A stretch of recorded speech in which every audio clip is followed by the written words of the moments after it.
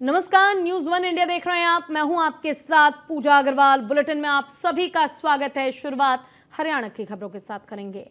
मुख्यमंत्री नायब सिंह सैनी ने कहा कि प्रधानमंत्री नरेंद्र मोदी 14 अप्रैल को संविधान निर्माता बाबा साहेब डॉक्टर भीमराव अंबेडकर की जयंती पर प्रदेश को 2 बड़ी सौगात देंगे। प्रदेश के लोग देश के प्रधानमंत्री नरेंद्र मोदी का दिल खोलकर स्वागत करेंगे। मुख्यमंत्री नायब सिंह सैनी पट्टी कल्याणा ग्राम विकास एवं सेवा साधना केंद्र पर बीजेपी के नवनियुक्त जिला और मंडल अध्यक्षों के प्रशिक्षण शिविर में शिरकत करने पहुंचे थे। नायब सिंह सैनी ने कहा, प्रधानमंत्री 2 बड़े कार्यक्रमों को लेकर प्रदेश में आ रहे हैं, इसलिए यहां पर पार्टी के कार्यकर्ताओं, पदाधिकारियों और मंत्रियों के साथ बैठक कर चर्चा की गई है। उन्होंने कहा कि 5 अप्रैल को रोहतक की बैठक में पीएम के कार्यक्रम की तैयारियों को अंतिम रूप दिया जाएगा। उन्होंने ये भी कहा कि प्रधानमंत्री मोदी सबसे पहले हिसार पहुंचेंगे और हिसार हवाई अड्डे से शुरू होने जा रही फ्लाइट का शुभ आरंभ करेंगे और टर्मिनल का शिलान्यास करेंगे।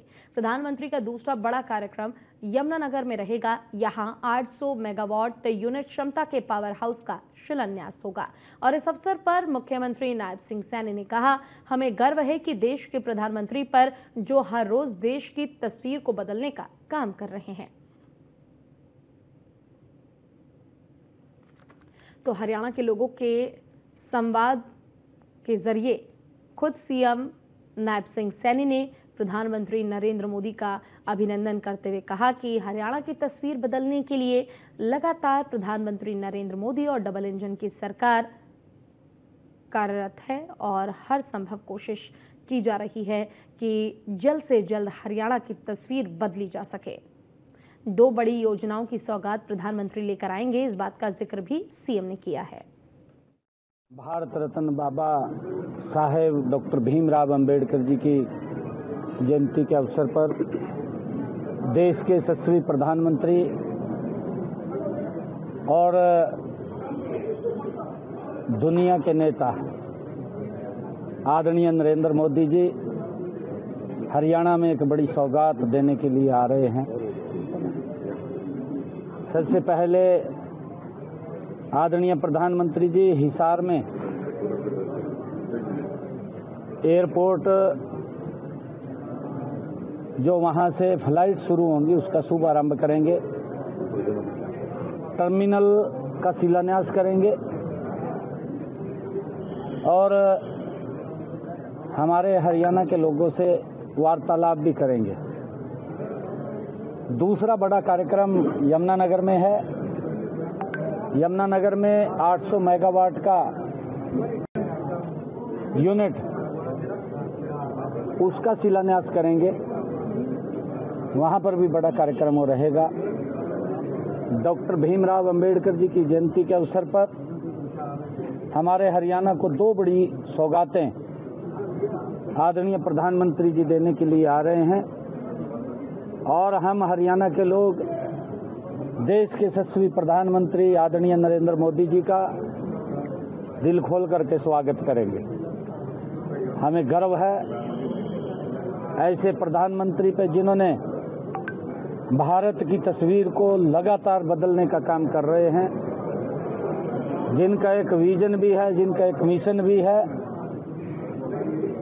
कि भारत विकसित राष्ट्र बने और उस दिशा में गति से काम चल रहा है। तो हरियाणा के लोग भी आदरणीय प्रधानमंत्री जी के उस मिशन के साथ कंधे से कंधा मिला करके विकसित हरियाणा विकसित भारत गति से काम करेंगे।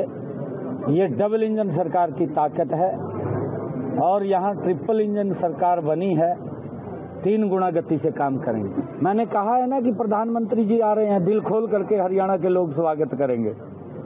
पूरी चर्चा रही है, एक एक बिंदु के ऊपर व्यवस्थाओं से लेकर के व्यवस्थाओं से संख्या की दृष्टि से हर बात को लेकर के सभी माननीय विधायकों ने और सभी माननीय मंत्रीगण ने बैठ करके चर्चा की है और 5 तारीख को एक हमारे चुनाव लड़े प्रत्याशी, हमारे सभी सांसदगण, हमारे जिला के अध्यक्षगण, जिला के प्रभारीगण, एक बड़ी बैठक इसी के निमित्त आज हमने मोटा मोटा वो खाका तैयार किया है और उसको अंतिम रूप 5 तारीख को हम रोहतक की बैठक में दे देंगे। उस बैठक के अंदर हमने ये निर्णय किया कि वहाँ पर हमारे सभी माननीय जिला के अध्यक्ष, सभी हमारे जिलों के प्रभारी, सभी हमारे मेयर, सभी हमारे जिला परिषद के चेयरमैन और सभी हमारे विधायक और मंत्रीगण, सभी हमारे सांसदगण, सभी हमारे चुनाव लड़े प्रत्याशीगण, सब लोग आएंगे और आदरणीय प्रधानमंत्री जी का जोरदार स्वागत, क्योंकि हमारे हरियाणा के लिए बड़े गर्व की बात है कि हमें पहला एयरपोर्ट मिला है और ये आदरणीय प्रधानमंत्री जी के कर कमलों द्वारा मिला है। इन्हीं 10 वर्षों के अंदर आदरणीय प्रधानमंत्री जी ने दिया है। ये हमारे हरियाणा के लिए बड़े गर्व और गौरव की बात है। संविधान के अनुसार जब नियम प्रक्रिया होगी तो किसी को कोई दिक्कत नहीं आएगी और उस नियम प्रक्रिया के अंदर जो वक्फ बिल आया है, क्योंकि कई प्रकार के डिस्प्यूटेड इसके अंदर थे, अब वक्फ बिल आने के बाद वो कोई डिस्प्यूट नहीं रहेगा, सारे डिस्प्यूट ठीक होंगे। एसवाईएल का मुद्दा कोई दबा हुआ नहीं है और वो तो हमारे सभी जो दल हैं, सभी दलों का वो साझा मुद्दा है और उसके अंदर हम लगे हुए हैं, मजबूती से लगे हुए हैं।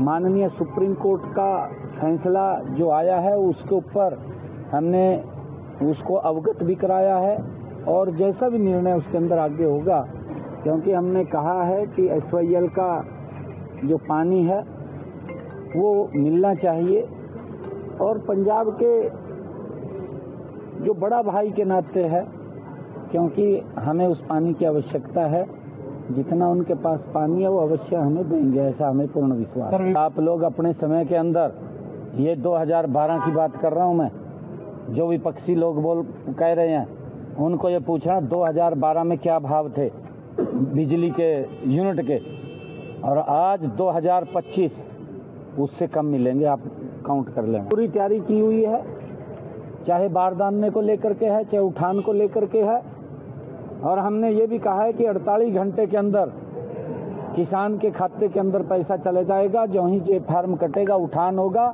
उठान होते ही किसान के खाते में पैसा जाएगा और व्यवस्थाएं हमने की कई बार, क्योंकि आजकल मशीनी युग है और मशीनी युग के कारण बहुत ज़्यादा मात्रा के अंदर तुरंत किसान अपनी फसल को काट करके मंडी के अंदर पहुंचा देता है। थोड़ी अस्त व्यस्त जरूर होता है। भारत रत्न